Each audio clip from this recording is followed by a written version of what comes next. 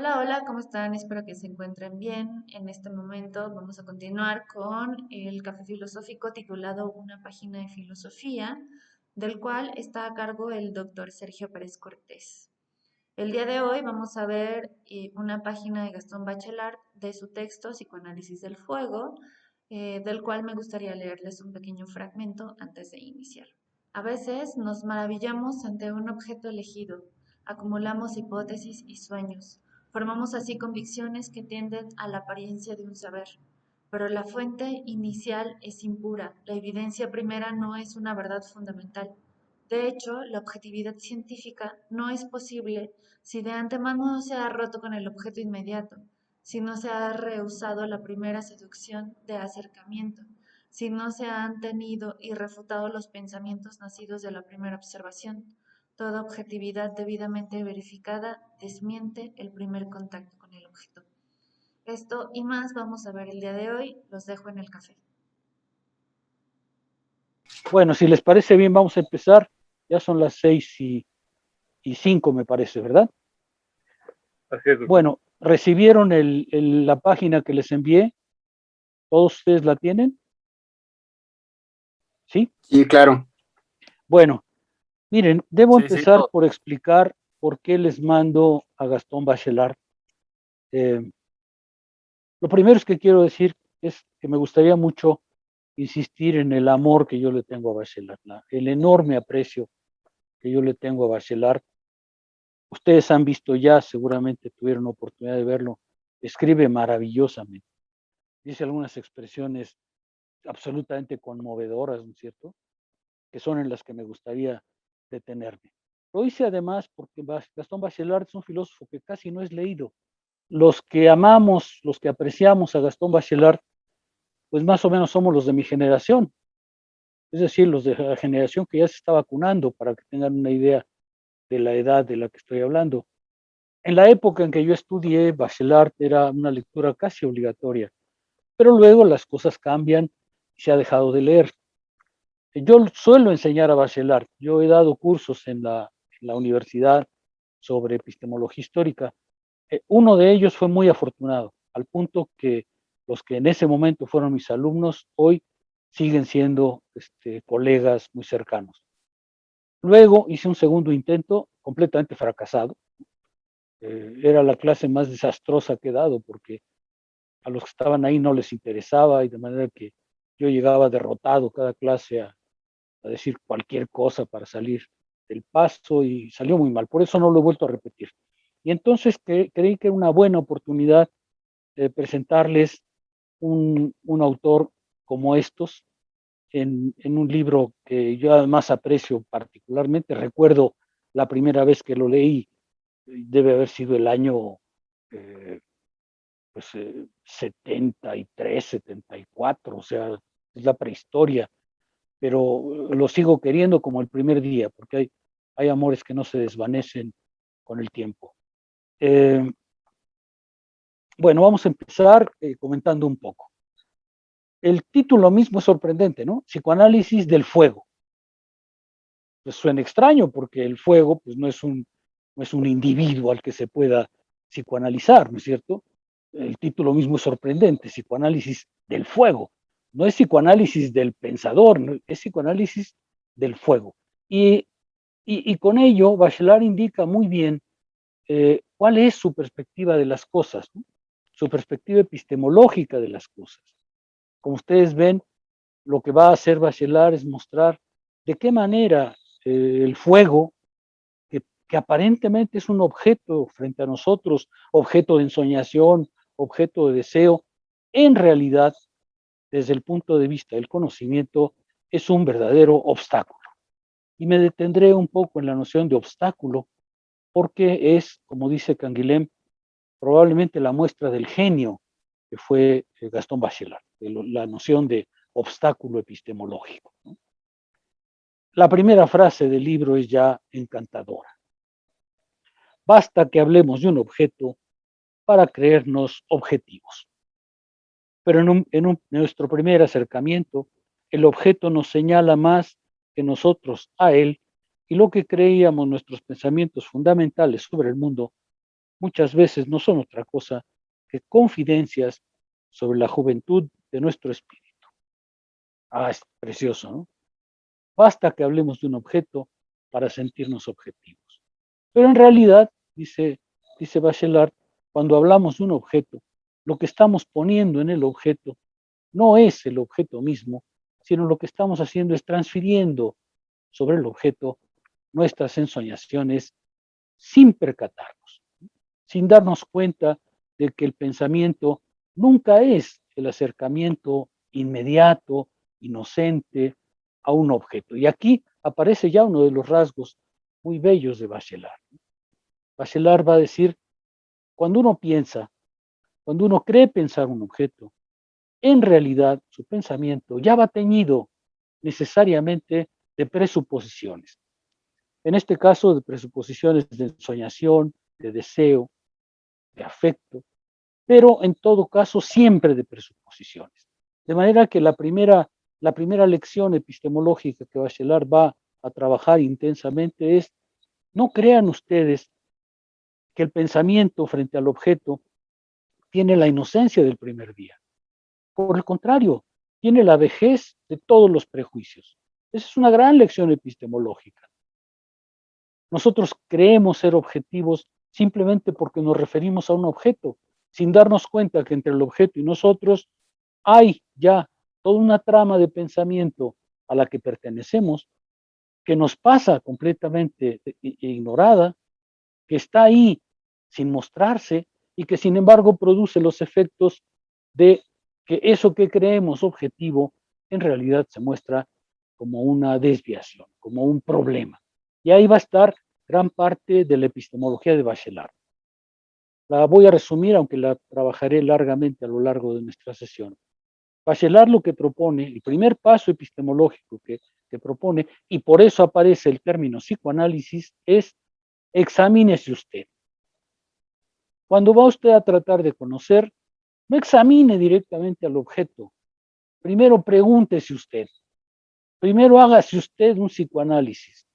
Es decir, haga una limpieza de esas imaginaciones, de esas percepciones que ya están en usted sin percatarse para poder acercarse al objeto. Todo el libro está construido bajo esa idea. Psicoanálisis del fuego significa justamente, voy a tomar un objeto que ha sido objeto de ensoñación siempre. Voy a tomar un objeto con el que la gente sueña fácilmente, a la que pega su afecto. Y voy a mostrar cómo justamente ese pegar su afecto en el objeto es un verdadero obstáculo para el conocimiento. Primera lección que Bachelard va a decir. Parte final de la primera página. Pero la fuente inicial es impura. La evidencia primera no es una verdad fundamental. La evidencia primera no es una verdad fundamental. Eso es una lección epistemológica muy interesante. Eso que creemos evidencia primera tiene que ser criticada. No es un principio fundamental. De hecho, dice Bachelard, la objetividad científica no es posible si de antemano no se ha roto con el objeto, si no se ha rebuscado la seducción del primer acercamiento, si no se han detenido y refutado los pensamientos nacidos de la primera observación. La primera observación es siempre impura, dice Bachelard. ¿Por qué? Porque no nos damos cuenta de que nuestro espíritu va teñido de presuposiciones y que esas presuposiciones se pegan fácilmente al objeto. Fíjense ustedes, ya va a aparecer uno de los rasgos más interesantes de la epistemología bachelardiana. ¿Dónde está la dificultad? No, en el sujeto. ¿Dónde está la dificultad? ¿En el tema? No, en el pensamiento del pensador. Ahí es donde está la dificultad. Por eso el psicoanálisis es el remedio de Bachelard. Durante mucho tiempo se dijo que aunque la filosofía de Bachelard era muy interesante, su solución, que era psicoanálisis, el psicoanálisis del investigador, era muy insuficiente. Yo no lo creo, porque esa es una parte de de la filosofía de Bachelard, pero solo es una parte. Bachelard tiene muchos trabajos, tiene un montón de libros en los que su problema epistemológico es mucho más desarrollado. Estoy pensando ahorita, vamos a leer en su momento un libro también muy bonito que se llama La filosofía del no, pero tiene, por ejemplo, un libro precioso que se llama El compromiso racionalista.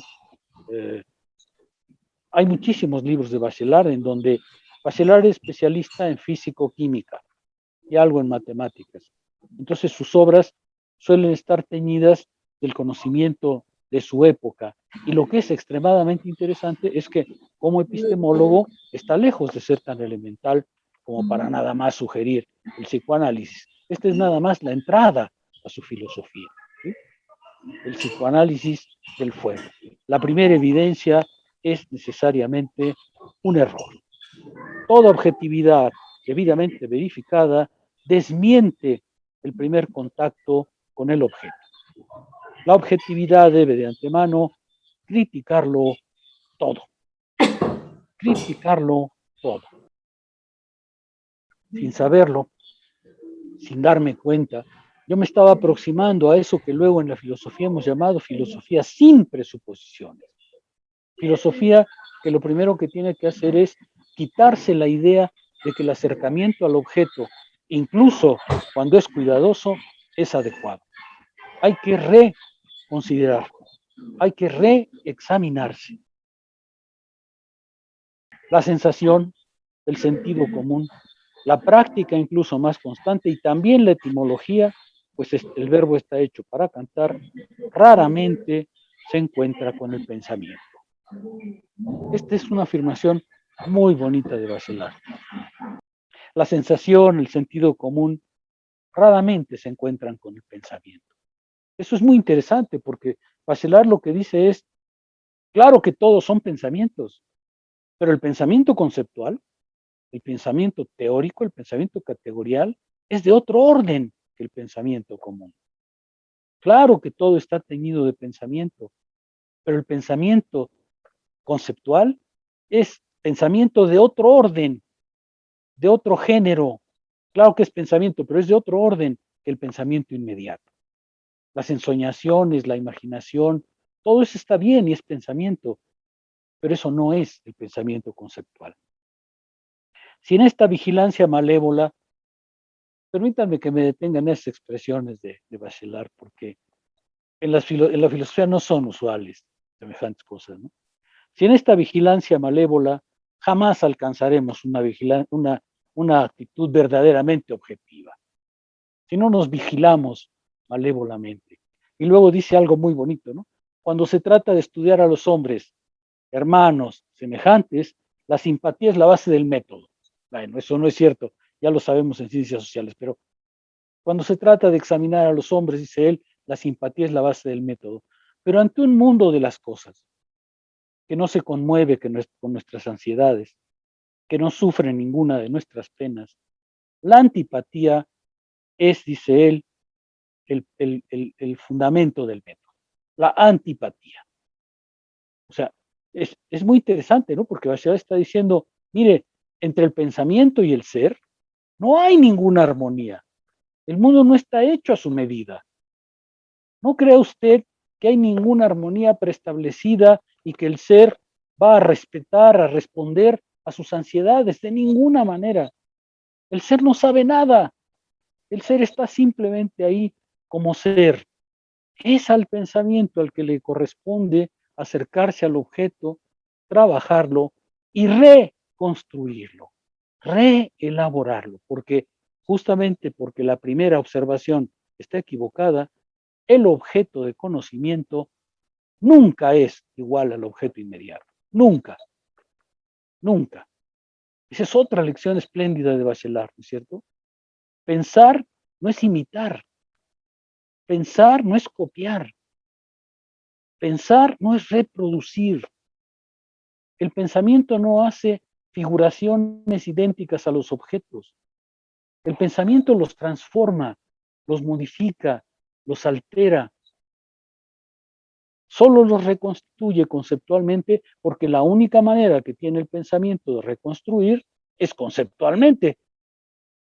pero un objeto reconstruido conceptualmente nunca es ni la copia, ni la correspondencia, ni la referencia a un objeto inmediato. Y eso es lo que le va a permitir justamente hablar del fuego, ¿no? Es decir, uno pensaría que el fuego es un problema, pues ahí está.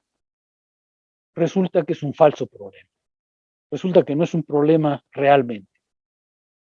Otros hechos, por ejemplo, va a citar la electricidad, dice la electricidad sí encontró su ciencia, el fuego nunca encontró su ciencia.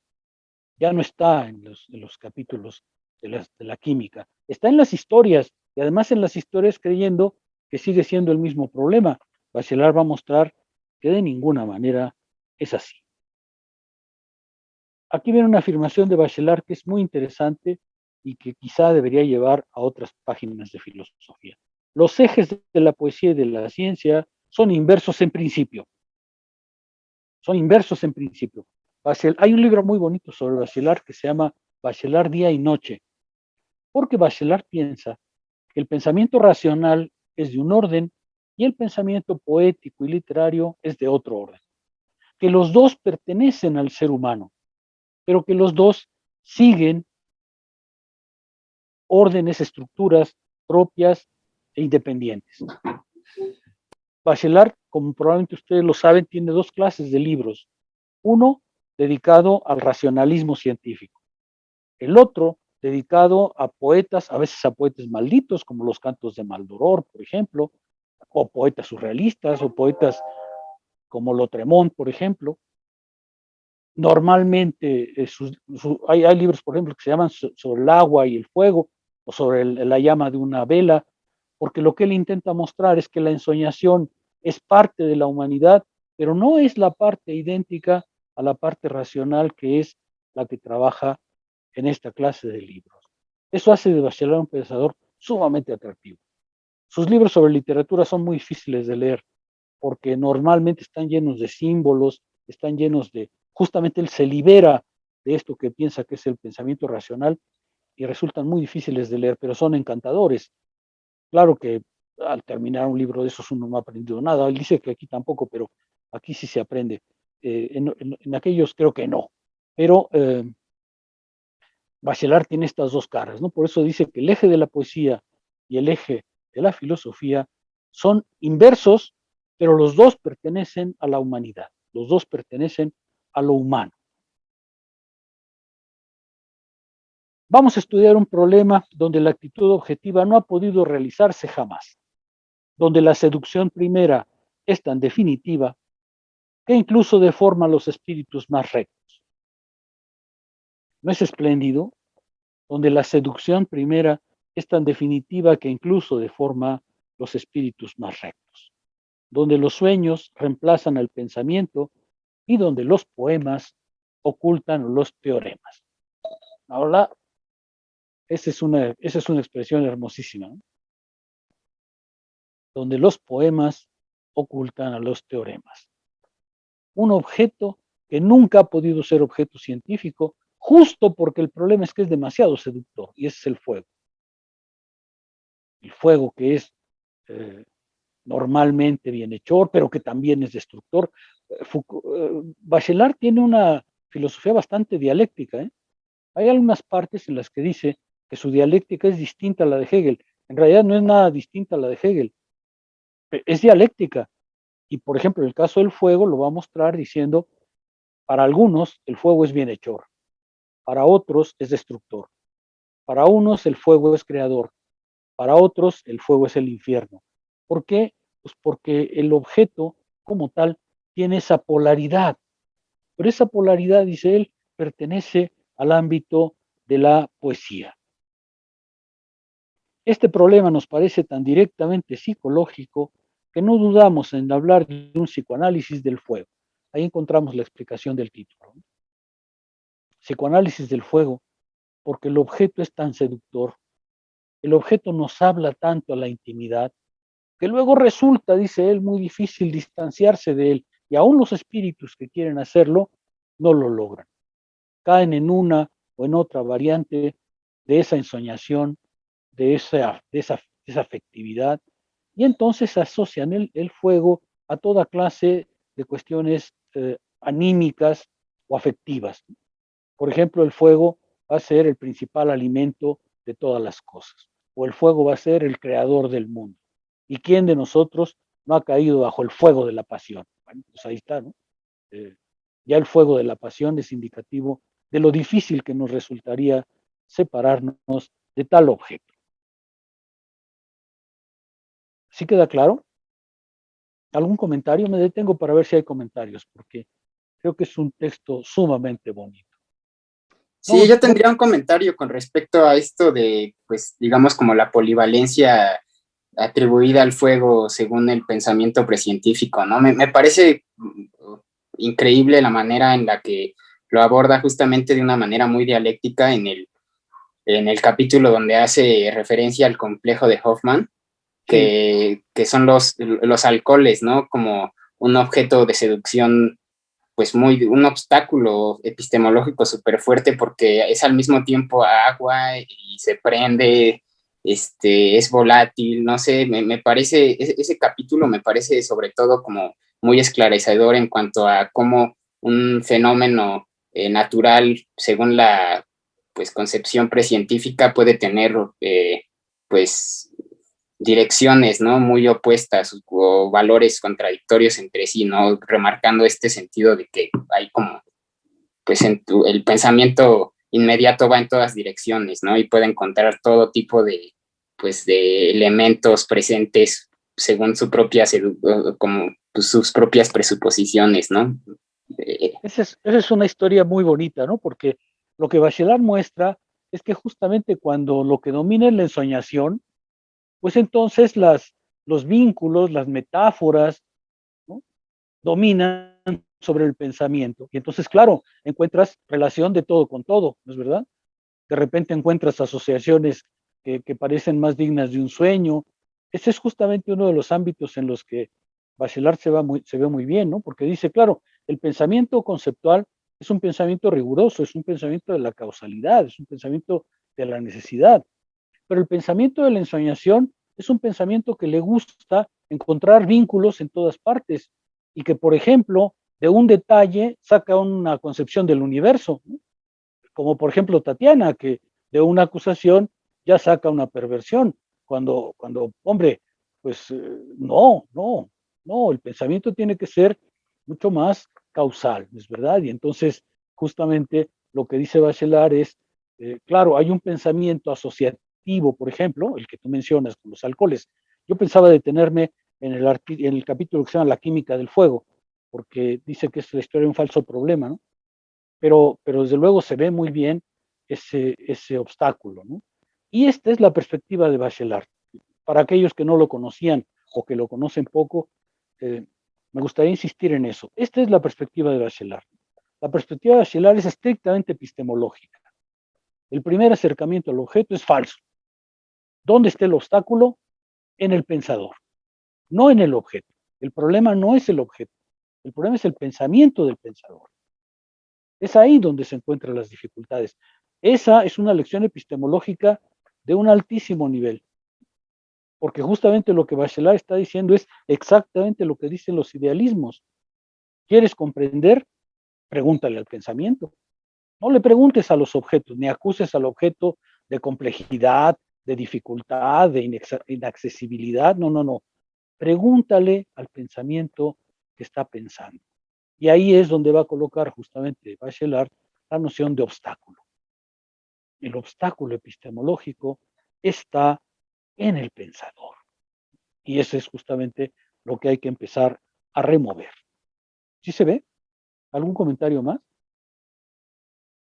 A mí me parece espléndido. Lástima que, como les digo, casi nadie lee y nadie enseña.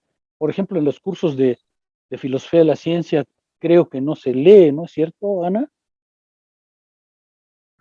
Sí, no enseñan a Bachelard.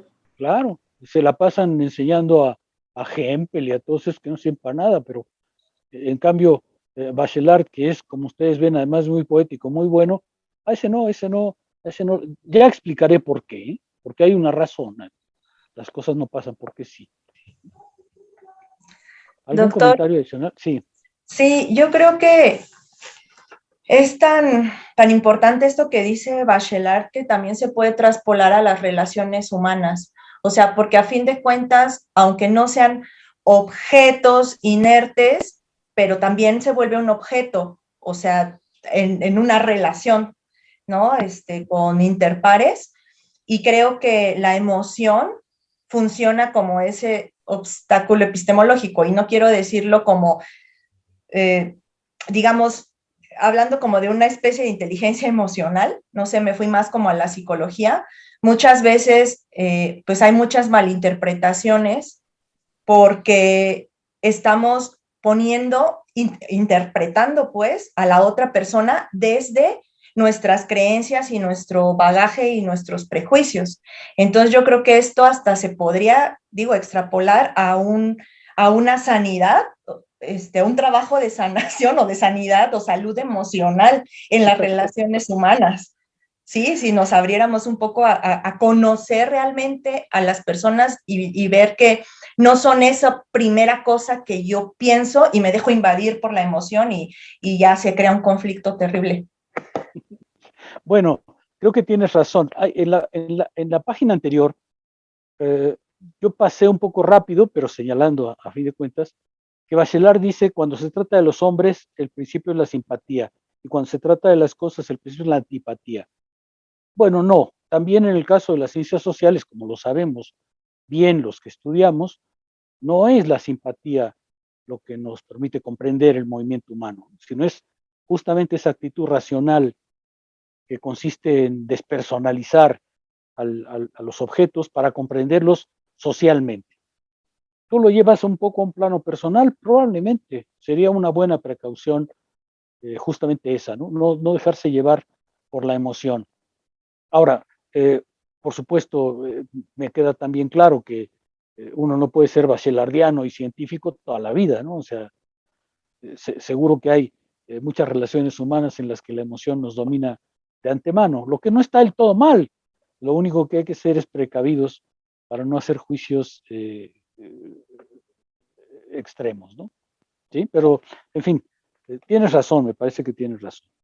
Bueno, avancemos un poco. La ciencia contemporánea se ha apartado poco menos que completamente de este problema verdaderamente primordial que los fenómenos del fuego plantean al alma primitiva.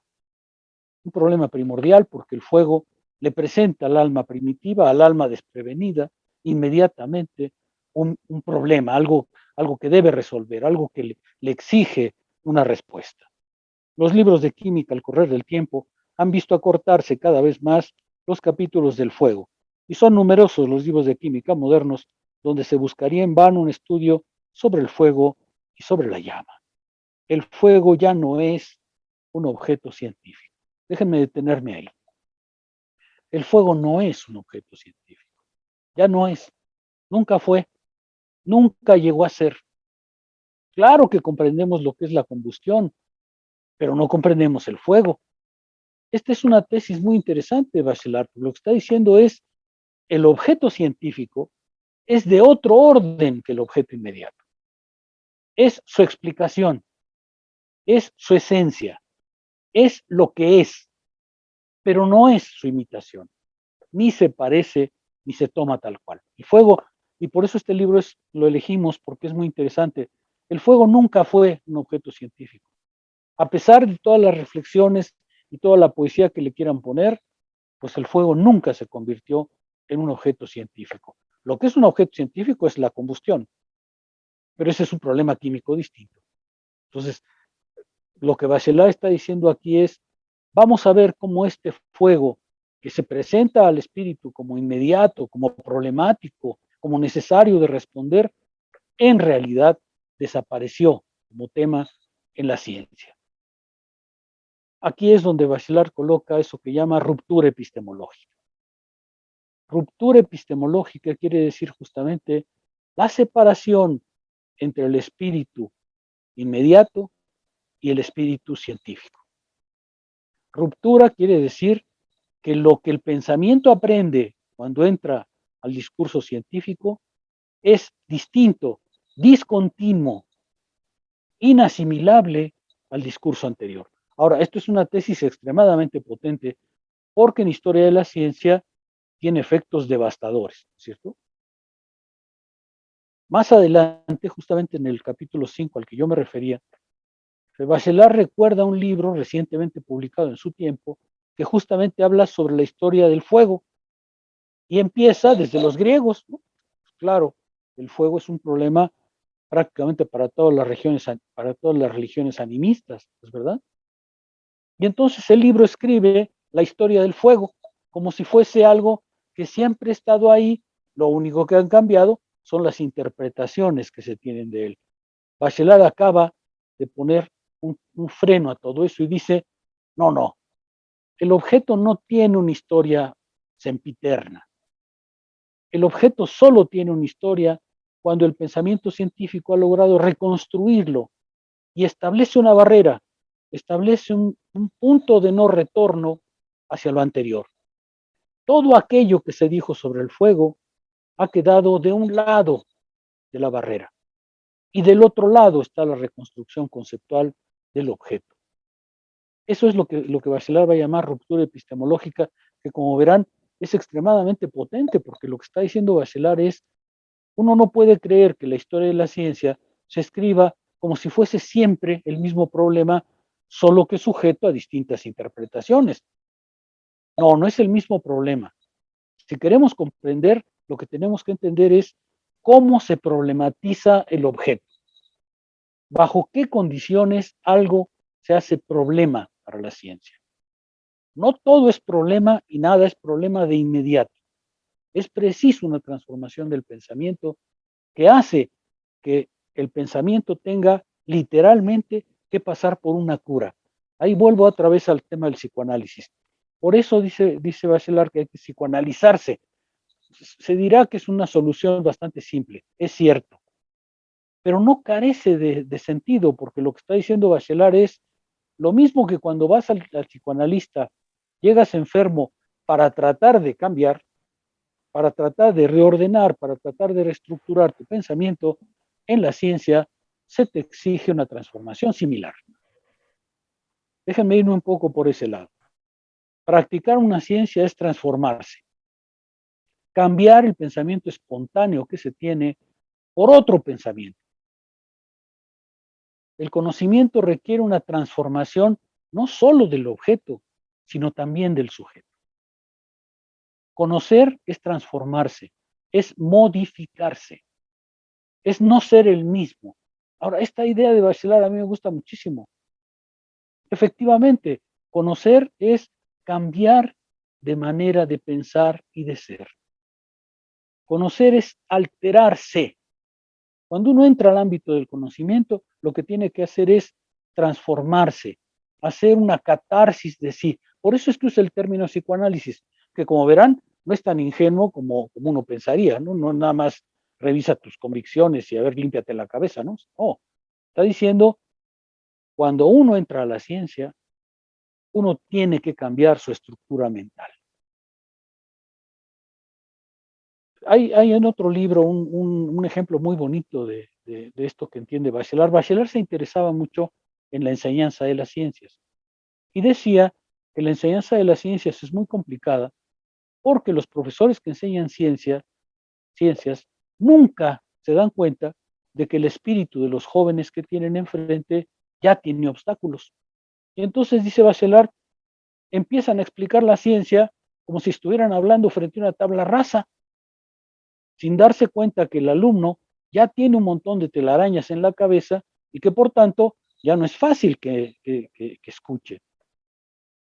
Dice Bachelard, cuando un profesor recibe una pregunta porque el alumno no entiende, y si el profesor repite la misma respuesta que dio la primera vez, es un pésimo profesor, porque no ha entendido que el obstáculo no está en la inteligencia de su alumno, está en la estructura mental de su alumno. Y por tanto, la respuesta tiene que ser algo que modifique la perspectiva mental del alumno, sin lo cual el alumno seguirá sin entender. Bachelard tiene afirmaciones bellísimas en torno a la enseñanza de la ciencia, ¿no? Porque dice, uno tiene que pensar que los alumnos no son jóvenes pero son más viejos espiritualmente que vamos, que Empédocles, por decirlo menos. Entonces, yo bromeo mucho con mis alumnos diciéndoles, claro, yo los encuentro a los 20 años, pero ustedes son más viejos que el prejuicio de toda la humanidad, ¿no? Esa es la dificultad de enseñar. La dificultad de enseñar es justamente, dice Bachelard, el obstáculo está en el alumno y está en el espíritu del alumno, que ni cuenta se da de que tiene efectivamente un montón de convicciones a las que le cuesta mucho trabajo renunciar, porque uno puede renunciar fácilmente a un bien, pero a un amor, eh, como ustedes saben bien, resulta mucho más difícil, ¿cierto? Entonces, claro, el problema es que la cabecita del alumno está hecha de afectos y límpienla ustedes. ¿Ven por qué nunca me pagan lo suficiente? Por eso, profesor, es un desaprender, ¿no? O sea, el aprender es un deshacer, es un desaprender, Claro, ¿no? sí, sí, sí, se puede ver así. Ahora, eh, ciertas filosofías como la de Hegel, por ejemplo, que te piden desaprender, pues tienen esa dificultad, ¿no? Que resulta muy difícil porque, a ver, déjenme avanzar otra tesis de Bachelard que es muy interesante. Él dice que los errores son muy tenaces. Casi no hay nada más tenaz que un error. Pues quitar un error es realmente enfrentar un obstáculo muy difícilmente superable. ¿Por qué? Pues porque justamente el error tiene una estructura. Un error no está solo en el mundo, está vinculado a otros errores. Y claro, el alumno cuando le explica una cosa se defiende con otro error. Y dice Bachelard de manera muy bella en otra parte del libro, a la oscuridad, su aclaración le agrega más oscuridad. De manera que al rato está uno discutiendo con alumnos sobre temas absolutamente tenebrosos solamente porque no logran responder, no logran transformar su pensamiento. ¿Sí se ve? ¿No es un pensamiento muy flexible el de Bachelard? A mí me parece que sí, ¿no? El fuego, pues, desapareció de los libros de ciencia. Ya no es. Siguiente página. Cuando se pregunta a personas cultivadas, a sabios incluso, como yo lo he hecho infinidad de veces, ¿qué es el fuego? Se reciben respuestas vagas o tautológicas que repiten inconscientemente las teorías filosóficas más antiguas y más quiméricas. La razón de ello es que la cuestión ha sido situada en una zona objetiva impura donde se mezclan las intuiciones personales y las experiencias científicas. Ahora, esta frase es preciosa. Claro, si yo les pregunto qué es el fuego, claro, empiezan a responder, pero el problema no está en la respuesta, es que está en la pregunta. El problema es que la pregunta fue formulada en un terreno impuro. Ahora, esta es una lección epistemológica muy interesante, ¿no? ¿Quieren conocer? Formulen las preguntas adecuadas. No crean que una pregunta inadecuada lleva a una respuesta perfecta. Al contrario, una pregunta inadecuada recibe respuestas inadecuadas porque ha sido mal planteada. El problema otra vez no está en las respuestas. Si yo les pregunto qué es el fuego, seguro que cada uno de ustedes tiene una idea, pero el problema es que la pregunta es la que está mal planteada. Si yo quisiera una respuesta científica, preguntaría qué es la combustión y entonces las respuestas serían de un orden totalmente distinto, ¿no? Sí se ve, Bachelard es muy inteligente porque Bachelard lo que está diciendo está haciendo algo que las filosofías idealistas comprenden muy bien. Está diciendo, examina al pensamiento. Examina cómo el pensamiento formula problemas. No te fijes tanto en las respuestas, sino en las preguntas. Fíjate qué clase de preguntas se hacen para que entonces puedas ver de qué forma la respuesta tendrá o no un grado de verdad. ¿Sí se ve? ¿Sí queda claro? Eso es muy inteligente, ¿no? La pregunta tiene que ser inteligente, no la respuesta. La respuesta pues ya está teñida de lo que la pregunta le dijo. Bueno, dice Bachelard, en un libro ya viejo hemos intentado describir a propósito de los fenómenos calóricos un eje bien determinado de la objetividad científica y hemos mostrado justamente los obstáculos que hay ahí. Y luego al final de esa página tiene una frase de esas que Bachelard hacen que uno no lo olvide nunca. Si tenemos razón a propósito de la real implicación del sujeto y del objeto, se deberá distinguir más netamente al hombre pensativo y al pensador. ¿Verdad? Anoten eso en sus diarios. Distinguir al pensador del pensativo. Normalmente los pensativos se quieren muy, muy astutos e inteligentes. Normalmente los pensativos se quieren más interesantes. Desde el punto de vista científico no es así. Hay que distinguir al pensador del pensativo. Hay que distinguir al científico del melancólico. Y eso no está tan fácil, ¿no? El melancólico, los melancólicos, pues suelen ser más interesantes, ¿no? Suelen ser objeto de estudio más interesante y generalmente se parecen más profundos. En realidad son más superficiales.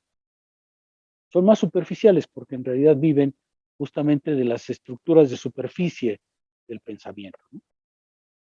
Sí, no es una frase hermosísima, distinguir al hombre pensativo del pensador. En todo caso, en este libro, es al hombre pensativo a quien vamos a estudiar, al hombre pensativo ante su hogar, en la soledad, cuando el fuego es brillante como la conciencia de esa misma soledad. El psicoanálisis del fuego es un libro sobre el hombre pensativo. Es un libro que se coloca antes de la ruptura. Pero se coloca antes de la ruptura porque se puede examinar, dice Bachelard, la estructura del pensamiento cuando sueña, que es diferente a la estructura del pensamiento cuando piensa, pero que es suficientemente aleccionadora de los obstáculos que va a encontrar. ¿Y cuáles son esos obstáculos? Pues son los obstáculos que salen justamente del narcisismo del yo, del afecto, de la ensoñación, del apego. Por ejemplo, en su libro La formación del espíritu científico examina el obstáculo animista. Es decir, uno tiene un problema e inmediatamente lo dota de espíritu. Es decir, la cosa tiene algún espíritu que hay que tratar de desentrañar, por ejemplo, ¿no? O, por el contrario, el obstáculo de la intimidad. Seguro que el objeto que estamos estudiando tiene algo íntimo en sí que no logro comprender. Y entonces me la paso buscando la intimidad del objeto que no tiene ninguna, ¿cierto? Pero que hablar de intimidad nos hace creernos como muy profundos, ¿no es cierto? Por eso empezó el libro diciendo, nos creemos objetivos, nos creemos profundos y en realidad estamos en la mera superficie. ¿Sí? Por eso es que advierte más adelante que el que lee este libro no aprenderá nada. Es decir, no aprender nada científico. Lo que va a aprender es la estructura del pensamiento precientífico, porque el pensamiento precientífico, dígase lo que se quiera, tiene una estructura y muy difícil de vencer. Ese es el interés del obstáculo epistemológico, ¿no? Justamente decir, puesto que el pensamiento más inocente ya está plagado con una trama, es muy difícil de vencer. Y conocer, entrar a la ciencia es transformarse. Bueno, déjenme hacer una pequeña reflexión porque en filosofía sufrimos mucho de eso. Los jóvenes que llegan a filosofía creen que filosofía es simplemente reavivar lo que ya creen saber y creen que no hay que aprender nada. Es simplemente afirmar lo que ya sabían. No saben ustedes lo que es luchar contra ese prejuicio. ¡Qué barbaridad! Hay una parte en la que Hegel, ¿se acuerdan? Que dice, hasta para fabricar zapatos hay que aprender. A lo único que no cree la gente que hay que aprender es a filosofar, como si filosofar fuera simplemente echarle más pensamiento al pensamiento que ya tengo. Cuando en realidad, como en toda ciencia, en la filosofía se exige una transformación, una catarsis. ¿Verdad? Esa es la importancia de Bachelard. Por eso es que creo que es una lección filosóficamente muy, muy útil, ¿no es cierto? La filosofía sufre mucho de la idea de que basta pensar, basta ensoñar, basta ponerse flojitos para estar haciendo filosofía. Y eso no es así. La filosofía, como todas las cosas, pero especialmente las cosas del pensamiento, se aprende. A pensar se aprende. Es una lección, a mi juicio, extremadamente importante.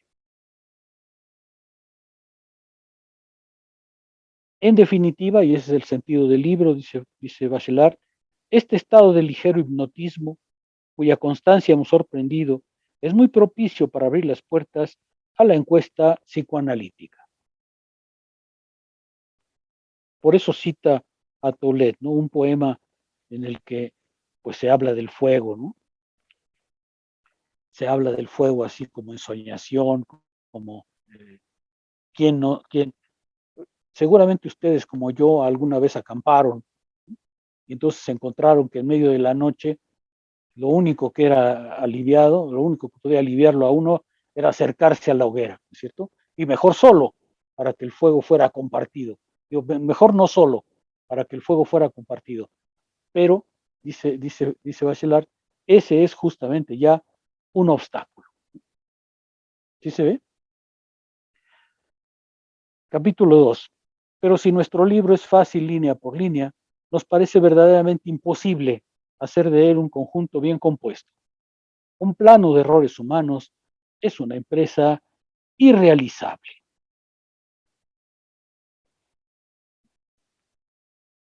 Un plano de los errores humanos es irrealizable porque lo propio del pensamiento confuso es ser confuso. Parece una trivialidad, pero no es una trivialidad. Lo propio de las ideas inadecuadas, dice Spinoza, es que son ideas inadecuadas y que su mutilación hace imposible su reconstrucción racional. Hace falta un enorme trabajo para comprender la estructura del error. El error tiene una estructura, pero el error no la sabe, no la dice, no la muestra. Es necesario una ruptura, es necesario un cambio de perspectiva para que entonces se pueda comprender al error. El error no tiene una existencia propia. Esa es una parte filosóficamente muy importante de estas filosofías. El error no se dice a sí mismo. Voy a detenerme aquí porque me parece uno de los puntos en los que es más difícil comprender a la gente, ¿no? Cuando uno vive una vida como la conciencia común, no se percata de esa trama en la que está metido. Para percatarse de esa trama y de la confusión, hace falta la luz de la verdad. Solo desde la verdad, solo desde que se ha comprendido, se comprende que no se comprendía. Y esa es la lección de Bachelard. El que no sabe que no sabe. Y no sabe que no sabe porque justamente lo propio de no saber es no saber. Para saber que no sabe, es preciso que haya un saber. Es preciso que haya la verdad. Porque solo la verdad desenmascara ese error. Ahora, esto que parece tan trivial, créanme, es extremadamente difícil convencer a los demás. Tiene que haber la verdad, porque sin la verdad no hay manera de comprender al error. El error no se denota a sí mismo, no se dice a sí mismo. El error solo aparece cuando es puesto enfrente de un discurso que lo hace ver como error, sin lo cual el error no se muestra. ¿Sí queda claro? Esa es la epistemología bachelardiana, esa es la epistemología que a mi juicio es la epistemología que hace comprender a uno el proceso de producción del pensamiento. Máxime en una tarea como la nuestra que rechaza al plano histórico, porque él se va a colocar aquí en el plano del psicoanálisis, en el plano de la reforma del entendimiento. Ahora que lo veo, este libro también se podría llamar, ¿no lo creen? Reforma del entendimiento, igual que el libro de Spinoza, ¿no? Se trata de reformar el entendimiento. Ahora, después dice una cosa muy interesante. Incluso el sabio, cuando abandona su trabajo, retorna a las valoraciones primitivas. Esto a mí me parece muy bonito porque efectivamente el sabio, el científico, pues no es más que otro ser humano. Y cuando cierra su laboratorio, dice Bachelard, pues empieza a vivir la vida del todos, ¿no? La vida de la conciencia común. Y vive la vida de la conciencia común como todos nosotros. Por eso es que si el sabio es muy sabio en su laboratorio, fuera de él, pues es uno exactamente igual que nosotros. ¿Sí se ve? Exactamente igual que uno de nosotros, le renacen todos esos horizontes afectivos que hacen que su pensamiento se detenga en los bordes del conocimiento. No nos situaremos mucho tiempo en periodos lejanos, donde no sería extraordinariamente fácil describir la idolatría del fuego. Lo único que nos parece interesante es hacer comprobar la sorda permanencia de esta idolatría. La sorda permanencia de esta idolatría. O dicho de otra manera, la reforma del entendimiento tiene que ser permanente. La reforma del entendimiento no es una vez y para siempre. No es una vez y nada más. La reforma del entendimiento exige un trabajo permanente sobre sí mismo, porque el pensamiento de una conciencia individual, pues también está teñido de afectos, de cercanías, de pasiones, de afectividad. El documento permanente que perseguimos en la historia, trazo de una resistencia a la evolución psicológica, es este: el hombre viejo tras el niño tras el anciano, el alquimista bajo el ingeniero. Ahora, esto es muy interesante, ¿no les parece? Aquellos que nos interesamos en el pensamiento, pues creo que nos debe llamar la atención que nos está diciendo, mire, fíjese usted cómo detrás del viejo están los afectos del niño. Fíjese cómo detrás del ingeniero probablemente están los efectos del alquimista. ¿Por qué? Porque pensar científicamente exige una permanente transformación de sí. No es algo que se realiza de una vez y para siempre, es algo que requiere un esfuerzo permanente. Déjenme detenerme aquí porque me parece un rasgo que en otras ocasiones también mostraremos. Para Bachelard, el conocimiento científico es una reforma permanente de sí mismo.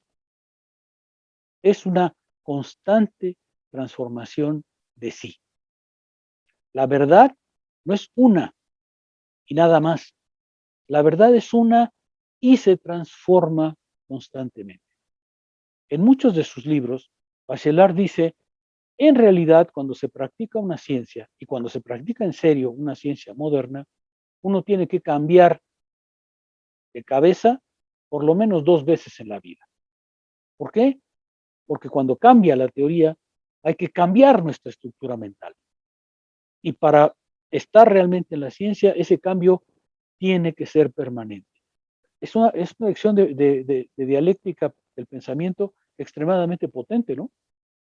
Él está diciendo, el pensamiento exige una transformación permanente de sí, porque la verdad es algo que se transforma permanentemente.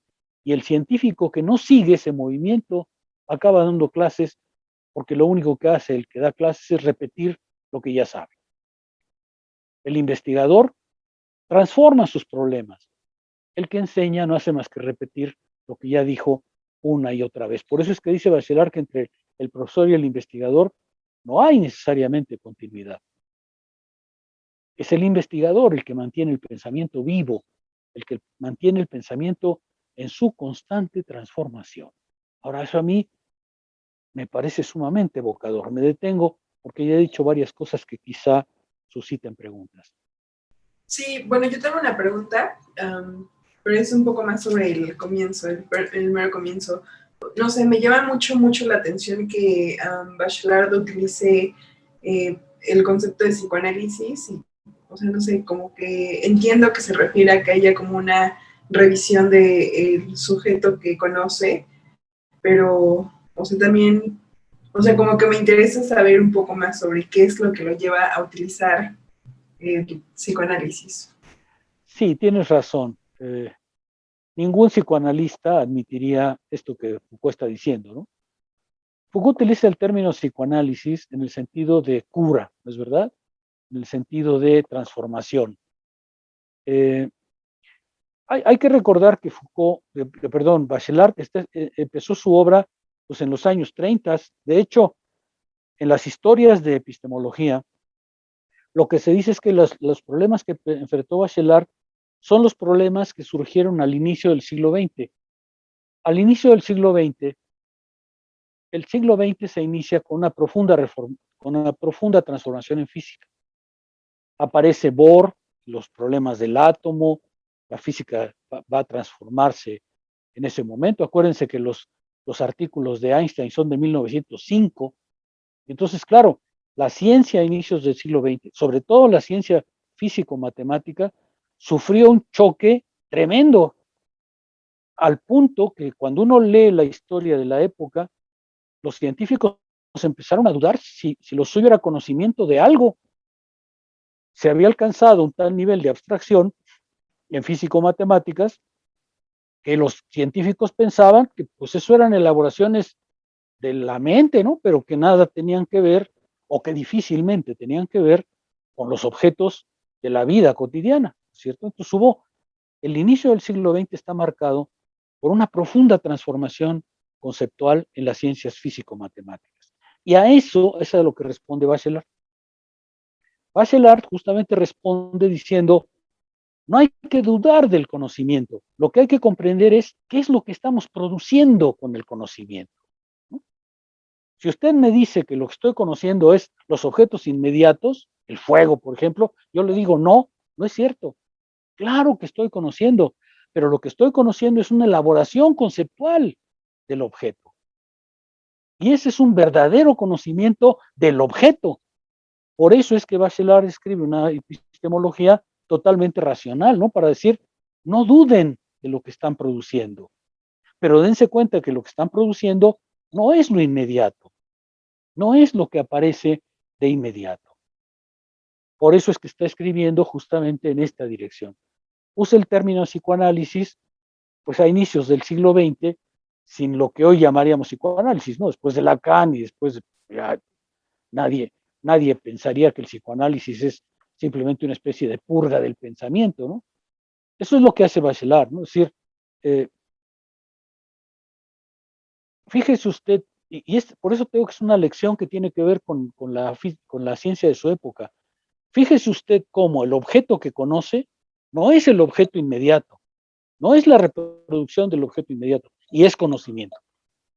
Es conocimiento porque reconstituye conceptualmente la experiencia de todos los días, pero la reconstituye en un orden totalmente distinto. El objeto de conocimiento no es el objeto inmediato, y sin embargo, el objeto de conocimiento explica, comprende al objeto inmediato, pero bajo la forma de una transformación. ¿Sí se ve? ¿Sí se alcanza a ver? Por eso Bachelard, déjame volver a una parte que te acabo de mencionar que me parece muy importante. Por eso Bachelard dice que hay que tener la cabeza epistemológicamente abierta para los cambios del pensamiento, incluso en el transcurso de una vida. Cuando Bachelard, por ejemplo, habla del método, probablemente nunca leeremos eso porque, o a no ser que esto dure por años, pero hay un artículo muy bonito cuando habla del método científico y dice, mire, lo que los científicos quieren no es tener un método, sino que fracase el método que tienen para descubrir un método propio, un método nuevo. No es verdad que la ciencia obedezca a un método. Aquí, Thais, ya ves la colita de los jueves. Bachelard dice, no hay un método de la ciencia, no hay un método unificado de la ciencia, al contrario, lo que hay en las ciencias son métodos que se desarrollan y se transforman, y lo propio de un científico es ver fracasar el método que tiene para alcanzar un método nuevo. Eso es lo que hace la ciencia, eso es lo que hace la razón. La razón no obedece a un procedimiento externo a ella. La razón obedece a su propio movimiento y su propio movimiento la lleva a transformarse. Y la lleva a transformarse de una manera que ella explica, justifica y reconstituye. Hay que tomar en serio la historia de la ciencia interior, dice Bachelard. No le impongan a la filosofía, a la ciencia, un problema filosófico. Los filósofos creen que diciendo, pues es el método científico, ya se resolvió todo. El resultado es que nadie los pela y con razón. ¿Quién los va a pelar, no? Si no se toman la molestia de entrar en las ciencias, pues entonces, ¿cómo van a darle lecciones a los que están ahí? Lo que hay que comprender es justamente el movimiento interior del conocimiento en las ciencias. Esa es la racionalidad de Bachelard. ¿Sí se ve?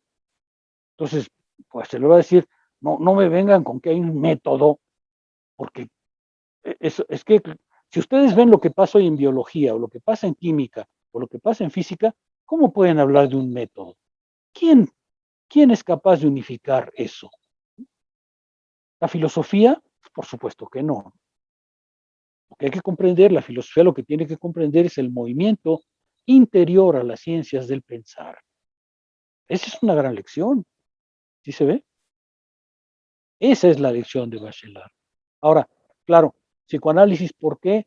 Porque en ese momento Bachelard estaba justamente debatiendo contra aquellos que decían, pues es que en realidad lo que estamos construyendo ni sabemos si tiene algo que ver con la realidad. Si ustedes ven los años 1905 en adelante, son años de muchas dudas. Acuérdense ustedes que 1905 es el año, porque aparecen los 3 artículos de Einstein. Aparecen los 3 artículos que van a ser fundamentales en la carrera de Einstein. Son años en que la ciencia duda de sí misma porque ha alcanzado un grado de formalización y de matematización que le hace pensar que pues ya no se sabe muy bien si verdaderamente estamos hablando de las cosas, ¿no? Por eso Bachelard saca este discurso de decir, claro que están hablando de las cosas, pero de las cosas reconstruidas en el pensar. ¿Sí se ve? Me detengo porque es que este es un punto muy, muy neurálgico. ¿Algún comentario? Sí, yo tendría un comentario, me parece bastante interesante y como sugestivo, incluso como en un plano hasta hegeliano del pensamiento, como Claro. Bachelard nos está diciendo que pues no hay un método como un parámetro externo al que se adapta el trabajo del pensamiento, sino que es el método surge del movimiento inmanente del pensamiento, ¿no? Recuerdo esta frase que usted tiene, ¿no? De que hay que pensar metódicamente, ¿no? El objeto, pero encontrar el método específico para pensar cada objeto. Digamos que cada objeto tendría para pensar un objeto habría que esclarecer su método propio e inmanente, ¿no? Para poder establecerlo en estas redes pues en estas estructuras del pensamiento ya más inmanentes, ¿no? Esa lección me parece muy fuerte y me recuerdo también esta parte, creo que también es en su libro del compromiso racionalista, donde dice que pues no hay que adoptar el método como si fuera como a través de comparaciones, ¿no? Sino que hay que adaptar, hay que hacer surgir el método como un resultado, ¿no? Y eso me parece bastante pues fuerte en términos epistemológicos, ¿no? Que el método no es el parámetro externo, sino es resultado del propio movimiento del pensamiento. Bachelard va aún más lejos, Marco. Bachelard dice, es imposible separar al método del objeto. Es imposible. No hay por un lado el objeto y por otro lado el método. ¿Por qué? Pues porque justamente el objeto no surge más que de su reconstrucción metódica. Ahora, esta tesis es extremadamente potente. El objeto científico es el objeto metódicamente reflexionado. Es imposible separar el método del objeto porque el objeto no tiene otra existencia que la que el método le da. Quítale al objeto el método y entonces dejó de ser objeto porque el objeto no está simplemente vagabundeando. Esa es la otra parte de esta tesis de Bachelard, ¿no? Tú no puedes decir que hay por un lado el objeto y por otro lado el método que lo conoce. Porque el objeto teórico, conceptual, no tiene ninguna otra existencia que la que le dé el método. Tú no puedes separar método y objeto, porque si lo separas, estás bajo la presuposición de que el objeto anda por ahí y de repente el método, alguien muy astuto, encontró la manera de agarrarlo. El conocimiento no es una cacería. Déjenme darle una vuelta, porque esto es también muy bachelardiano. El conocimiento no es seducción de objetos. Para muchas filosofías de la ciencia, el conocimiento es como seducir al objeto exterior. Y entre más seductor el científico, pues mejor. Pero eso no es así, dice Bachelard. El conocimiento no es tratar de venadear al objeto que anda por ahí pajareando. El conocimiento no es otra cosa que la reconstrucción metódica del objeto del que estamos hablando. Por eso es que es inseparable método y objeto. Y por eso es que no hay un método, sino montones de métodos de acuerdo con los objetos de los que estamos hablando. ¿Obedecen todos ellos a un movimiento del pensar? Claro, claro. Y yo afirmo que es dialéctico, pero no una dialéctica trivial de decir siempre es el mismo mecanismo. Eso a ver quién lo cree, eso es de párvulos. Claro que es movimiento del pensamiento y claro que es dialéctica, pero dialéctica viva, dialéctica en el objeto que está siendo pensado. ¿Sí se ve? Por eso, ya estáis por qué me he revuelto contra esas cosas, porque pues, no, es que no puede ser, no podemos ser. En filosofía es muy fácil decir boberías de la ciencia. Y por eso es que es muy importante Bachelard, ¿no? Para que no sean bobos, para que no digan tonterías. La filosofía se desacredita fácilmente cuando dice trivialidades de la ciencia. Por eso es que hay que ser muy cautos y meterse a las ciencias para decir algo con sentido. Somos capaces, somos perfectamente capaces. A la ciencia le hace falta la filosofía, pero no le hace falta para darle lecciones. Le hace falta para comprender el movimiento del pensar inherente a la ciencia. Ahí es donde la filosofía se enriquece. Por lo menos esa es la perspectiva de Bachelard y la que yo adoptaría. Sí se ve, detrás de todo esto hay una epistemología muy potente, porque en el fondo, y aquí me voy a detener un poco más, la idea de Bachelard es que la filosofía tiene que seguir de cerca la producción de conocimiento. La filosofía no determina cómo se produce el conocimiento. La filosofía debe seguir de cerca los procedimientos en los que el conocimiento es producido. Los científicos producen conocimiento. Muchas veces lo hacen siquiera sin percatarse de lo que están haciendo. Por eso requieren filosofía. Pero la filosofía no consiste en decirles cómo actuar, sino comprender la manera en que el pensamiento produce conocimiento. Eso es lo que caracteriza esta epistemología. Detenerse en la producción efectiva del conocimiento, en los obstáculos que cada ciencia, que cada rama del pensamiento enfrenta al conocer. Esa es esta epistemología. Es no qué es el conocimiento, que es la pregunta que suelen hacerse los epistemólogos o los filósofos. La pregunta verdadera, y ya sabemos que la pregunta es fundamental, la pregunta no es qué es el conocimiento, sino cómo se produce. La pregunta no es qué es conocer globalmente, sino cómo estamos conociendo. Lo que supone, por supuesto, la afirmación de que estamos conociendo. Este es un racionalismo también, ¿eh?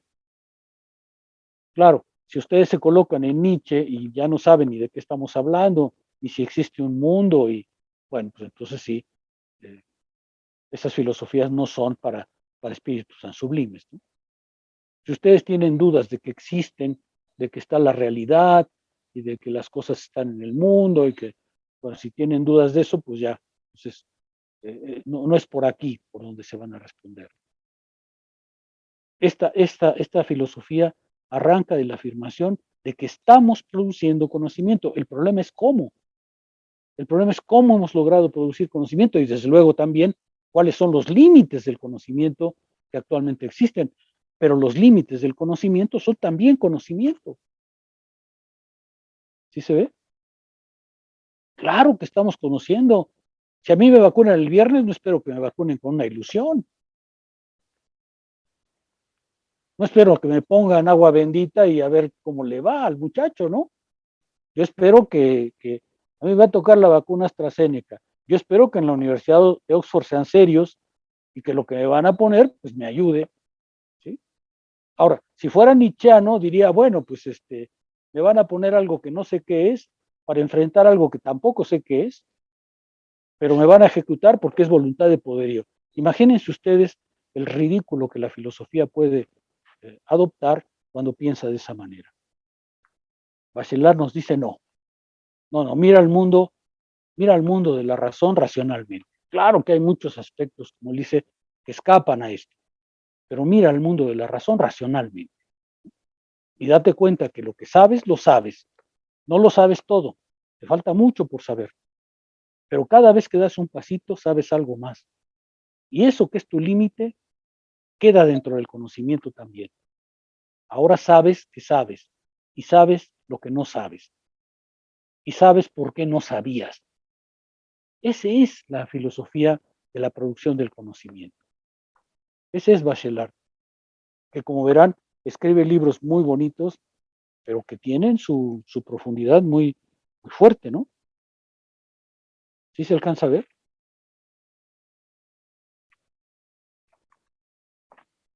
¿Algún comentario adicional? Vean ustedes, son tesis epistemológicas muy potentes, ¿eh? Son tesis epistemológicas muy fuertes. Por ejemplo, Tatiana, hay que defender a Foucault contra sí mismo. Lo que él produce es conocimiento. Y si después él nos dice, no, son ficciones, no me tomen en serio, no me dan mucho caso. ¿Sabes qué? El problema es que uno es lo que produce uno y otro lo que uno dice que produce. ¿Sí se ve?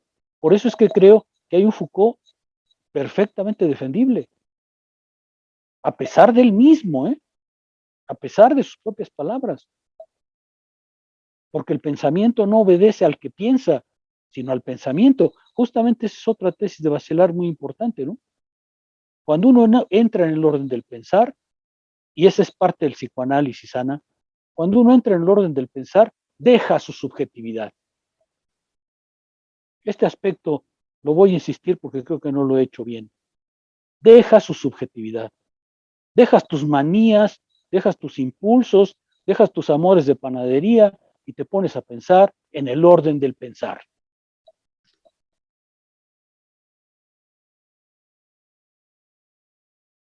Él rechazó siempre la idea de que el pensamiento también es una praxis. Él se quedaba con la idea de que el pensamiento no era práctico, no era una acción, cuando lo que está diciendo Bachelard, lo que dice Hegel, por ejemplo, lo que dice Marx, es que el pensamiento es una acción, solamente que es la acción del pensar. Si nosotros reducimos el término praxis a la acción viva, a la acción de los cuerpos, pues entonces el pensamiento es como el orden conceptual, como lo abstracto, como lo ajeno, como lo lejano. Pero se puede perfectamente decir que el pensamiento también es una acción del pensar. Sánchez Vázquez se oponía a Althusser, a mí me parece que se equivocaba, porque acusaba a Althusser de ser teórico, teorizante, cuando lo que Althusser estaba diciendo es, también el pensar es una forma de acción práctica, solo que es una acción del pensar y produce efectos prácticos. Eso sí Sánchez Vázquez lo hubiera aceptado. A ver, la posición de Sánchez Vázquez es muy comprensible, porque durante mucho tiempo el marxismo de la época que a él le tocó vivir era un marxismo separado de la vida práctica, de la vida política, y entonces él lo que quería era revivir a un marxismo activo. Pero revivir un marxismo activo, a mi juicio, y ahí es donde yo me distanciaría, también es revivir un marxismo pensante, un marxismo que incluya el pensamiento en su propia acción. Esa es la diferencia. Por supuesto, yo incluso cuando escribí sobre el doctor Sánchez Vázquez, lo hacía con el mayor de los respetos, porque a mí me parece que hay errores muy dignos que no se comparan a cosas de patrañas, como hay muchas por ahí, ¿no? Pero no compartía su punto de vista. Claro, si tú le hubieras preguntado a Sánchez Vázquez de mí, te hubiera dicho, usted es un pobre teoricista, ¿no? Bueno, pues, en fin, ahí ya cada uno decidirá, ¿no?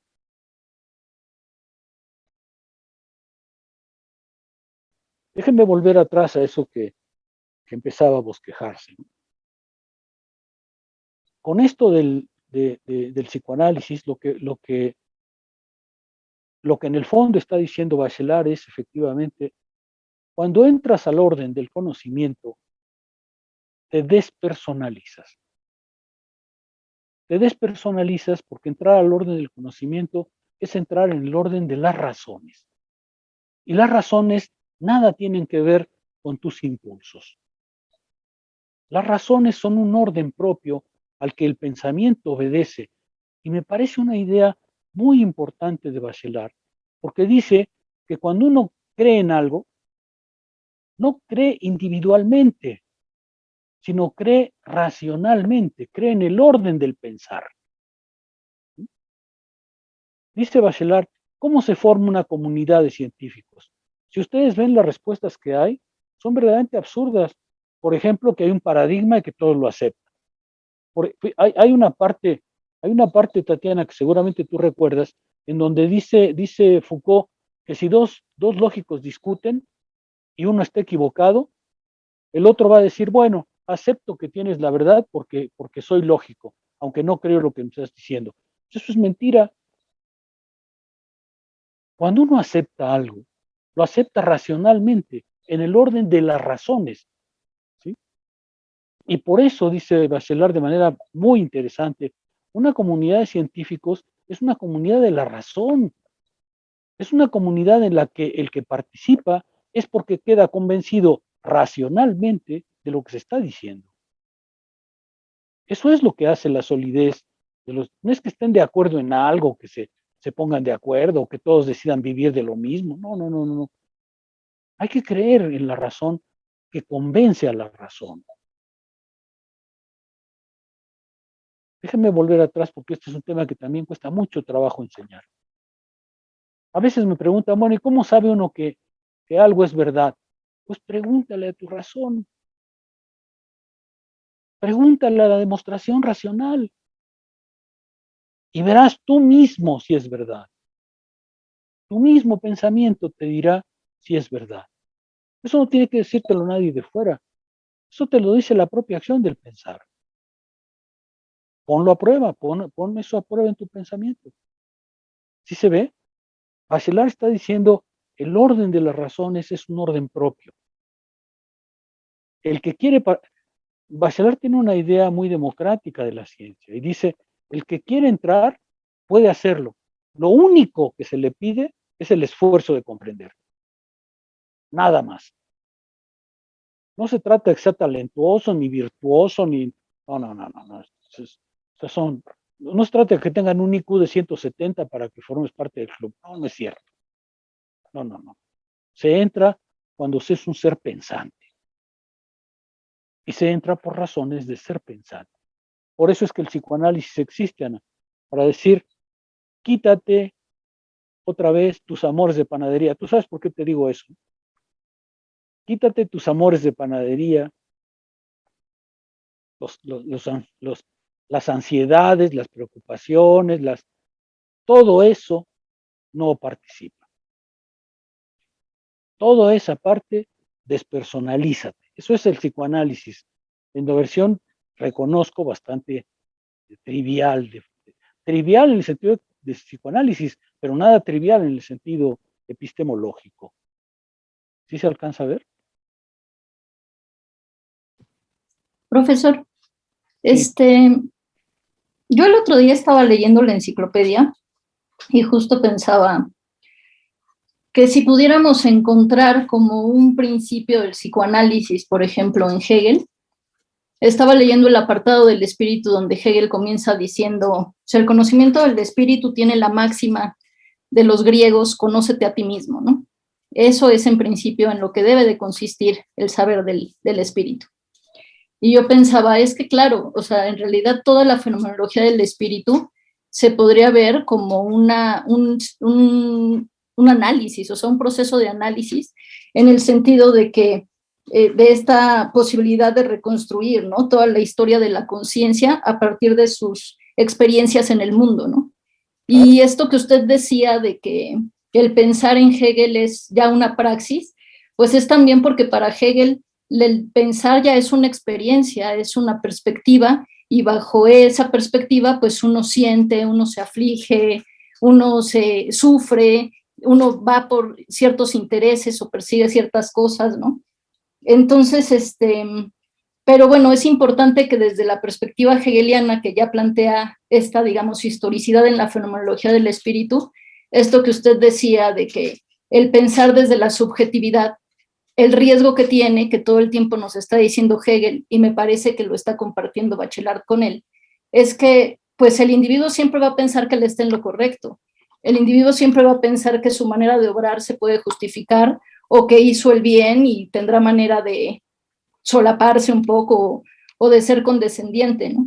Pero un poco el reto que me parece que plantea Hegel y Bachelard es comprueba que tú tienes acceso a la razón, no como razón individual únicamente, sino tienes acceso a ese discurso que se ha desplegado ya acerca de los objetos, acerca de ese orden racional, y a partir de eso tú demuestras, ¿no? Y me parece que esto es muy interesante porque si lo vemos, por ejemplo, con el tema de las preguntas que usted estaba desarrollando, pues también volvemos a un proceso de análisis al final del día, porque el analista no es, o sea, el psicólogo no le va a decir a uno, ah, claro, es que tú piensas esto, tú lo entendiste de esta manera por esta experiencia que tuviste.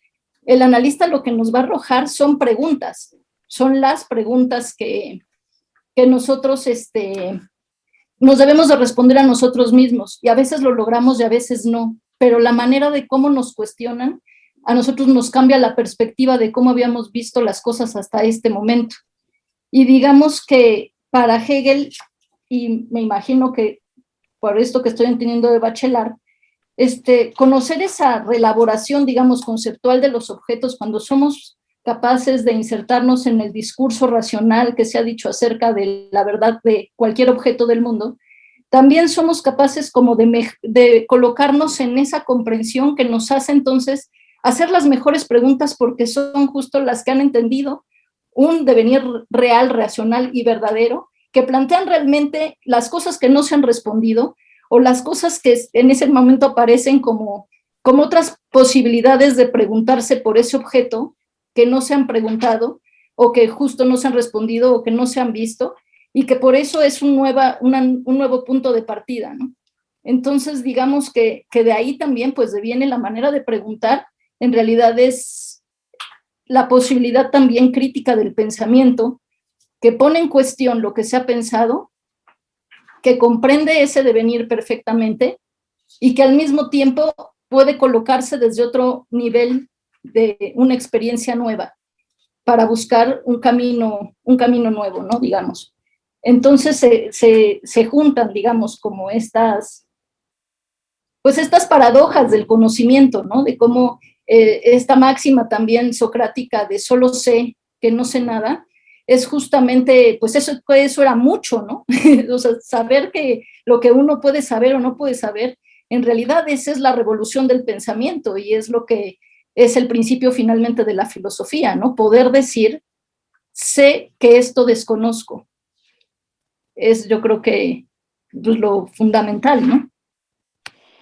Bueno, a ver, ¿qué es la fenomenología del espíritu de Hegel, sino justamente ese camino de la desesperación que Bachelard está contando?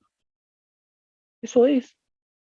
La fenomenología del espíritu no es otra cosa que el aprendizaje de la conciencia, desde su punto de vista inicial hasta el saber absoluto. Esa es la fenomenología. Bachelard dice que su filosofía no es hegeliana. ¿Cómo la ves? Claro que es súper hegeliano, pero ni lo sabe. Para que veas que también las grandes cabezas pues tienen sus limitaciones, ¿no? Le pasa como a Foucault. La fenomenología no es otra cosa. Claro, pero lo que pasa es que Foucault lo hace de manera más consciente, por eso es más canijo, pero aquí en la época en que escribe Bachelard, Hegel es mal conocido en Francia, muy mal conocido. Entonces, eh, la versión que él tiene de Hegel es muy superficial. Cuando se refiere a la dialéctica, pues realmente está describiendo con su trabajo a Hegel, pero ni lo sabe. Bueno, todo esto para decirte, claro, la fenomenología no es otra cosa que ese camino de transformación de la conciencia del que habla Bachelard, solo que Bachelard lo llama psicoanálisis, solo que Bachelard te lleva a documentos tan chistosos como estos para ver cómo el fuego se alimenta. ¿Te acuerdas que hay una parte en donde dice, es que claro, se decía que había el fuego existía y era vivo porque había unos seres ígneos, unos chiquititos seres que se llamaban ígneos. ¿Cómo se les ve? Son las chispitas que salen del fuego. Entonces dice Bachelard, vean ustedes qué inocencia, ¿no? Para explicar el fuego que era vivo, pues debe haber seres vivos chiquititos, ¿no? Que se llaman ígneos, seres ígneos, cuerpos ígneos, que son los que saltan cuando el fuego lanza chispitas. Entonces dice Bachelard, vean ustedes, que cuando alguien nos dice eso, ¿cómo reaccionamos? Uno diría, oye, no seas infantil, pero es que no fue infantil, fueron libros del siglo XVII y XVIII. O sea, decirles infantil me parece es equivocar completamente el tiro, ¿no? Lo que hay que ver es lo que se podía pensar, la manera en que tenían de enfrentar las cosas, y pues obviamente la razón llega a esas cosas, ¿no? ¿Sí? Eh, respecto a lo de Sócrates, pues saber que no se sabe nada es muchísimo saber, ¿no te parece? Eso es saber mucho, en Y apela realidad. a la acumulación, ¿no? A esta acumulación del conocimiento, ¿no? Como los seres ígneos, como vamos a decir, es muy hermoso, es el pensamiento mágico, y ahora ya ni siquiera es una buena pregunta preguntar qué es el fuego, ¿no? Entonces, lo interesante acá es cómo distinguir, cómo hacer la buena pregunta, cómo distinguir nuestra poesía de nuestra ciencia, ¿no? Esa es Ahí es, la ahí, pregunta que ahora le quiero hacer a Bachelard y a Sergio Pérez. pues entra en alguna ciencia para que veas. No la puedes responder fuera de un discurso racional. Pero La cómo tienes que queda aquí la ciencia social, por ejemplo, es interesante, claro, pero porque está exactamente ahí en ese medio, ¿no? Y ya no vamos a poder contestar sobre los seres ígneos, ¿no? Tenemos. no, las ciencias sociales son muy interesantes porque justamente mezclan las dos cosas, ¿no? Hay conocimiento y también hay no conocimiento. Ahora, justamente ese es una filosofía de las ciencias sociales, tendría que trabajar justamente en ese horizonte, ¿no? Tratar de discriminar lo que sí conocemos y sí conocemos de lo que no conocemos y las razones por las que no conocemos, ¿no es cierto? Cuando uno lee a Marx, cuando uno lee a Norbert Elias, cuando uno lee al mismo Foucault, uno dice, claro que conozco, no estoy en párvulos, ¿no es cierto? Ahora, el problema es que eso también está mezclado con muchas otras cosas distintas, pero ahí es donde la filosofía debería intervenir justamente para trazar esa línea de demarcación y no caer en la desesperación de que en ciencias sociales no conocemos nada. No, eso no es verdad, eso no es verdad. Cualquiera que diga eso está mintiendo, solo que es verdad que son ciencias que están metidas en complejos políticos y sociales que hace que ese conocimiento resulte difícil de discriminar, pero no porque no exista, sino porque hay muchas cosas en juego, ¿no? Bueno, por eso es que hay que también ser racionales en estos campos de las ciencias sociales, ¿no? Y no caer en la desesperación de que, a fin de cuentas, nosotros sí que no sabemos nada, o que en filosofía no sabemos nada. Por ejemplo, esto que estamos diciendo hoy, ¿es conocimiento? ¿Qué dirían? Después de leer a Bachelard, ¿algo saben? Yo diría que sí, yo Ejemplo, diría que maestro, sí. buenas noches. Lo que mencionaba hace rato de que el método, pues, estudia, bueno, al objeto y el sujeto, que es el que pone el método, se tendría que luchar contra la subjetividad con que el sujeto implementa el método hacia el objeto.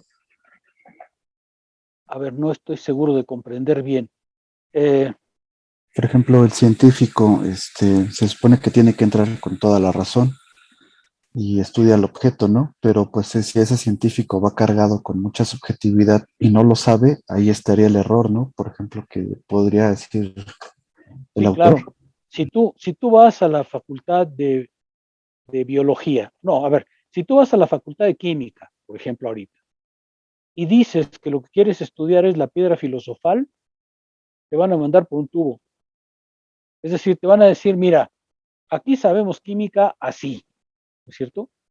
Y entonces, si quieres entrar en la química, tienes que entrar en este discurso, en esta manera de pensar. Ahí se acabó, se acabó los impulsos de lo que te puede haber llevado ahí, ¿cierto?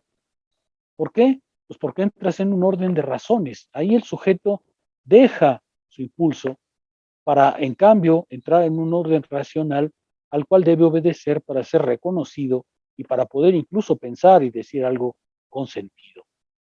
Ahora, justamente ahí, como diría Bachelard, olvidas tu individualidad y entras en el orden de las razones, en el orden de los conceptos. Esos conceptos son los que te permiten manejar ciertos objetos, no cualquier objeto, los objetos que esos conceptos permiten construir. Eso es exactamente lo que haces como científico. Solo que el pensamiento, ese conocimiento, esa apropiación reflexiva de los objetos se va transformando. Y por eso tu subjetividad tiene que seguir ese mismo desarrollo del pensamiento. Eso es lo que Bachelard está diciendo. Aquí tienes que pensar que la relación sujeto-objeto ha cambiado de su evidencia empírica a otra cosa. Eso es lo que en el fondo está defendiendo el psicoanálisis, ¿no? La relación sujeto-objeto cae totalmente al interior del discurso racional, no fuera de él. Sí queda un poquito más claro, porque creo que tu pregunta muestra que estás un poco lejos todavía de comprender del todo. Sí, sí, sí, yo no tengo preparación como filosófica, pero o sea, Bueno, la trata idea. de alcanzarnos. La idea es bastante sencilla. Tú entras a una ciencia y olvidas tu subjetividad. ¿Por qué? Porque entras en un orden conceptual al cual tienes que sujetarte. Ese orden conceptual no es tiranía, es razón. Trata de convencer a tu razón. Ese orden conceptual es el que ha podido construir el conocimiento de ciertos objetos que no son los objetos inmediatos, sino los objetos del pensamiento. Y por eso los filósofos debemos interesarnos en esto, porque es una historia del pensamiento en su acción verdadera. Sería absurdo que negáramos, y Bachelard en eso es muy enfático, que negáramos la vitalidad de la ciencia contemporánea. Bachelard discute mucho con los filósofos y les dice, caray, ellos quieren regular el conocimiento científico sin tomarse la molestia de ver la vitalidad del conocimiento de la ciencia hoy. Es absurdo. Es absurdo. ¿Con qué derecho? ¿Sí se alcanza a ver? Ese es un poco, trata de seguirnos, porque sí, efectivamente, tu pregunta muestra que estás un poco lejos de comprender. Trata de reflexionar esto que hemos dicho, relee el texto que te enviamos, probablemente encontrarás mejores razones. Claro, gracias, profesor. Oh, gracias a ti. ¿Algún comentario más? Yo, doctor, antes de irnos, pues quisiera voltear un poquito a la flecha de Bachelard, que estamos hablando del obstáculo epistemológico, ¿no? Que tenemos pues en la relación de el sujeto conociendo al objeto, pero ¿qué pasaría si utilizo también esta proyección psicoanalítica para conocerme a mí a través de los objetos? Porque puede ser un obstáculo, pero también puede ser como un ejercicio, digamos, al ver que yo estoy poniendo ahí mi subjetividad y yo estoy creando ese objeto, digamos, de alguna manera con mi subjetividad, también puedo empezar a ver ciertas, no sé si decir carencias o estos errores que tengo como sujeto al momento de conocer. Entonces, aprovechar para conocerme a mí mismo y evolucionar, digamos, ¿no? En ese sentido. Y aquí pensaría mucho en esta relación entre, pues, el ser y el conocer, o la epistemología, y un poco esta parte ontológica, ¿no? Donde, que es algo que siempre estoy ahí con ese rollo, de esta idea de que la verdad no transforme al ser, de que en la actualidad las ciencias ya están despreocupadas por, como dice, cierras tu changarro del químico y ya caes otra vez en la misma cotidianidad de todos y en la misma inconsciencia y letargo, cuando a mi parecer, o sea, el conocimiento debería transformarnos, pero en un comportamiento de toda mi realidad, pues, y ser seres más, pues, coherentes, o llevar algo más integral, ¿no? Y pues no sé si es muy trivial, digo, decir, voltear como un poco esta perspectiva y decir, utilizar ese mismo obstáculo epistemológico para ver, para autoconocernos, no sé. Sí, claro. A ver, lo que estás diciendo no está lejano. La primera parte, déjame detenerme ahí, no está lejano de lo que dice Bachelard, ¿no? Justamente, psicoanálisis aquí quiere decir autoconoce, comprende los obstáculos que tú mismo estás poniendo. Por eso cree que es un remedio. Por supuesto que es muy difícil todo esto, ¿no? O sea, Bachelard sabe bien que no se trata de que te preguntes a ti mismo cómo soy para que te transformes. Tú te transformas entrando en el orden del pensamiento. Pero es verdad que si vuelves tu pensamiento sobre ti, si haces del pensamiento autorreflexión, pues obviamente te vas a conocer. Y comprenderte a ti mismo es también conocerte. Es decir, es verdad que la mirada hacia uno mismo, pues no es simplemente poética, ¿no? Es autoconocimiento, es comprender lo que uno es en el acto de ser. Yo creo que como tú lo dices, efectivamente uno puede volver la mirada sobre sí para encontrar los obstáculos que uno mismo pone en su propio desarrollo, sobre todo racional. Los otros no lo sé, pero en todo caso racional sí. Y luego la segunda parte, por eso es que los científicos necesitan filosofía, justamente para darse cuenta que lo que están haciendo no es extraño a la vida, sino interior a la vida. Nosotros no les podemos decir cómo hacer ciencia, pero sí les podemos decir cuál es el significado de lo que están haciendo en el ámbito de la vida, que es un ámbito que normalmente olvidan, omiten o descuidan en todo caso, ¿no? Yo creo que la filosofía hace falta en la ciencia, justamente porque la ciencia corre el riesgo de olvidar el papel que ocupa en un movimiento mucho más global. Y creo que efectivamente la filosofía hace falta justo para que haya esa transformación, ¿no? Justo para que haya esa transformación. Algunos científicos lo saben, lo sienten, lo resienten, pero la filosofía puede ayudarles justamente a mostrar que ese vínculo entre el conocimiento y el saber es problemático. Ahí, por ejemplo, Foucault tiene enteramente razón.